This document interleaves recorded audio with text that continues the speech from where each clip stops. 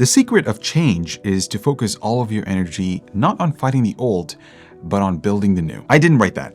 Dan Millman wrote that in a book called Way of the Peaceful Warrior, and Apple took it literally with the iPhone Air. You see, this phone shouldn't exist. It's 5.6 millimeters thin. That's not iteration, that's complete rethinking of what a smartphone is. Apple looked at a decade of phones getting thicker, heavier, more capable, and asked a different question.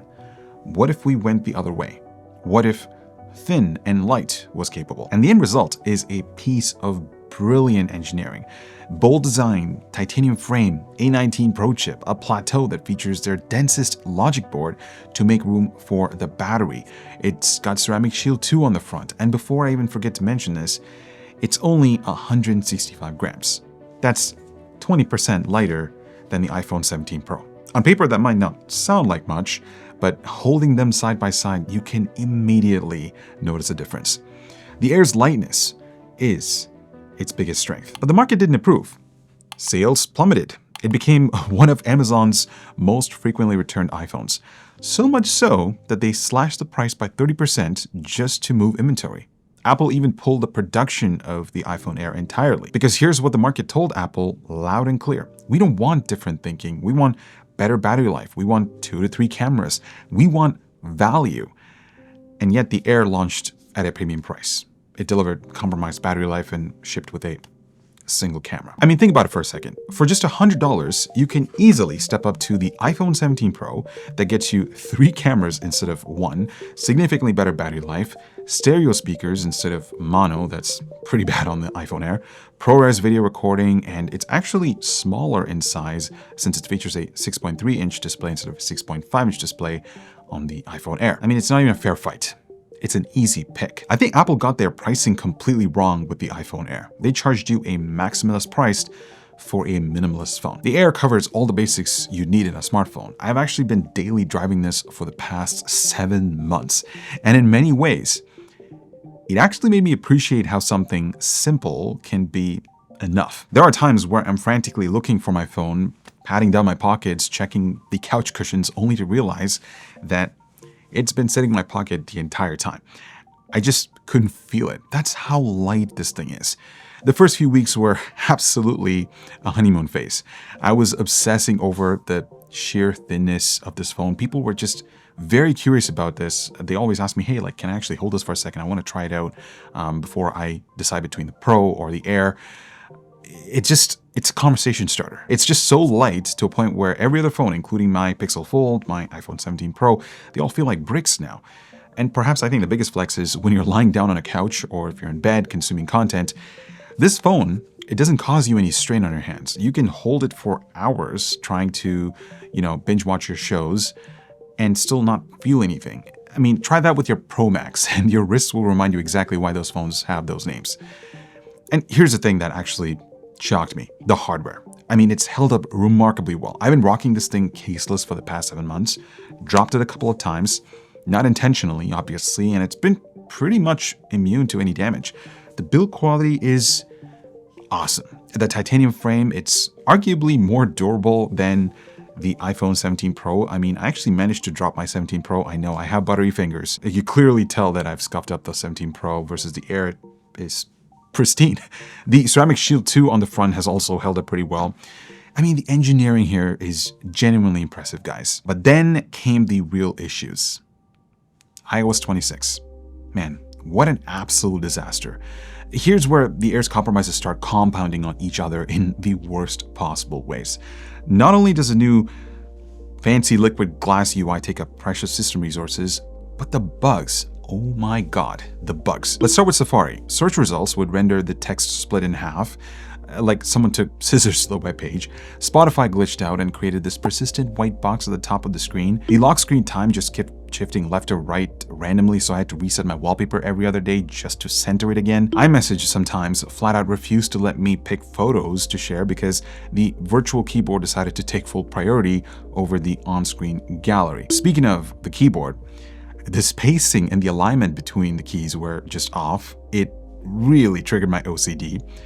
And this one time, the letters just decided to disappear while I was trying to search for something. Recently, WhatsApp decided to place a text box in the middle of the chat box of its default position above the keyboard. Facebook decides to glitch out and freeze whenever it feels like it. Even to this day, when I launch Spotlight Search, the keyboard takes a solid 2 to 3 seconds to show up. It's genuinely a system-wide issue that occurs constantly, despite me running the latest version of iOS 26. Now, a lot of the rendering issues of Safari and some of the Spotify glitches have been ironed out, but there are times, and I'm still sure I'll be running into some random thing when I'm using this phone. And it's not just software, right? The haptics of this phone, they're terrible. It's mushy, it's weak, it feels like tapping on a piece of cardboard. The speakers are just so dull, there's no soul to it. I actively try to avoid watching videos without headphones. And under heavy use, the phone lags despite it rocking the A19 Pro chip, which is similar on the one found in the iPhone 17 Pro. Now, I'm not sure if this has to do with the thermal throttling because of how dense the logic board is, but I can't imagine what performance would look like 2 to 3 years later. And here's the thing that really stinks. If you bought the iPhone Air at launch, you pretty much lost $300 in value within 3 months. The resale market absolutely tanked.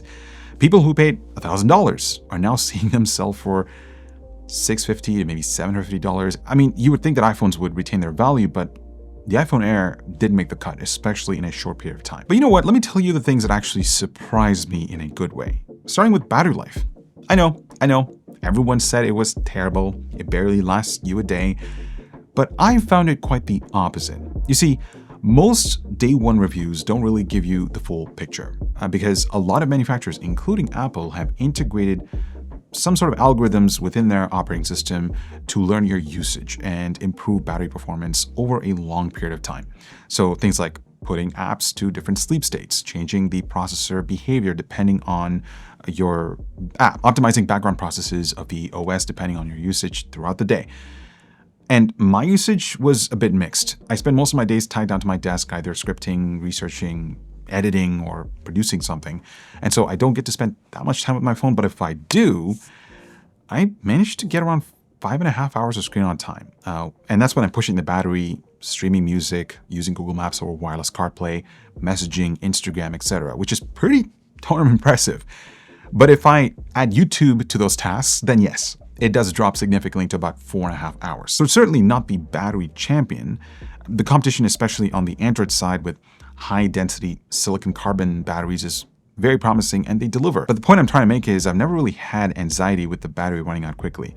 By the end of the day, I still have some left over and I charge my phone every day, so it doesn't really bother me that much. And it still has MagSafe support, which is awesome. It works with my car mount. I just love it. That snap, it just gives you a satisfaction that it's there, something's happening, and you don't really have to worry about it falling off or anything like that. It also supports 20-watt wireless charging, which is also a nice bonus. And then there's the camera. Not cameras. So this is a 48 megapixel Fusion camera. By default, the photos are binned to 24 megapixels for smaller file sizes. You can easily make the switch to 48 megapixels directly within the camera app, which is very straightforward to use. It's a pretty solid system. I think the best feature debuted this year on the iPhone 17 series is the new center stage front camera. Essentially, it's a 4x3 sensor that allows for an even wider field of view when you're taking selfies. I think it's especially handy when you're taking group selfies because you can hold the phone in portrait mode and not worry about using it in landscape mode and then worrying if you're going to drop the phone. So I would say the final results are pretty sharp. Details are awesome with great dynamic range, with just the right amount of contrast. Again, there's not too much processing here. These days, it's less about sensor size and again, about what software can do. There is a 2x telephoto feature that crops in on the sensor, and Apple uses their photonic engine to bring in more detail and color to your shots. It certainly feels a bit limiting, especially as a photographer, because I've used the iPhone 17 Pros, the 16 Pros, Android phones like the Pixel 10 Pro with the triple camera systems, and other mid-range Android phones with multiple cameras. And having been used to shooting a mix of ultra-wide, wide, and telephoto, this certainly feels limiting. Plus, it doesn't have the ability to shoot RAW, which I really, really missed coming from the 16 Pro. So yeah, the Air nails the essentials. It's reliable, it's enjoyable to use, the point-and-shoot experience is frictionless. The display is top tier. It's a ProMotion 120Hz OLED panel with a peak brightness of up to 3000 nits outdoors, so I did not have any issues viewing the content outside. I appreciate that they've included a PWM mode to help reduce flickering at lower brightness levels. It does work quite well, though you'll still notice some flicker.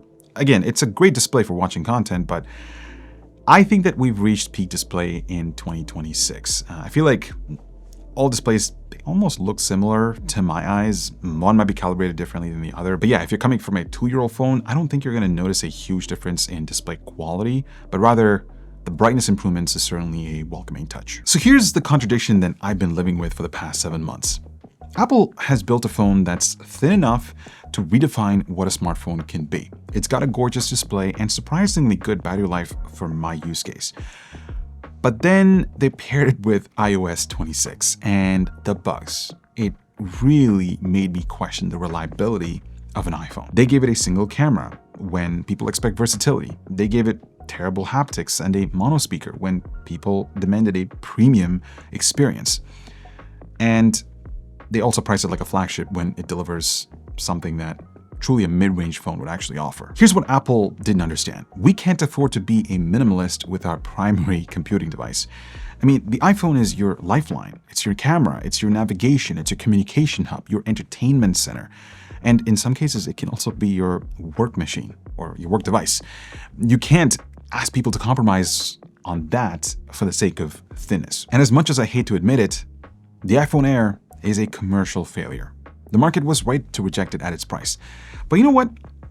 I still use it every day, guys, because this thing, there's just something so special about holding a phone that barely exists or barely feels like it exists. There's just something satisfying about carrying something simple in your pocket.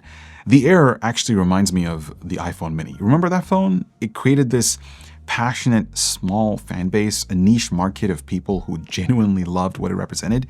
But the sales figures didn't satisfy the shareholders, so Apple had to kill it off, despite the devoted fans. I think that 5 years from now, we're still going to look back at the iPhone Air and appreciate it for what it brought to the table, just like how people now romanticize the iPhone mini, just like how the original MacBook Air was mocked for its compromises back in 2008. But eventually, it just redefined an entire category. I mean, look at what they've accomplished in 18 years. I also think the Air is a proof of concept because think about it this way. If Apple can make a phone this thin, this light, this durable, what does that mean for a folding iPhone? People have been talking about that. You need phones to be thin to fold properly. You need them to be light so they don't feel like a brick. You need those dense logic boards so that you can make room for a bigger battery. You need durability despite the thinness. And I feel like the Air kind of sets the stage for that. I'm still glad that this thing exists. I mean, maybe the iPhone Air wasn't made for right now, but maybe it was made for what comes next.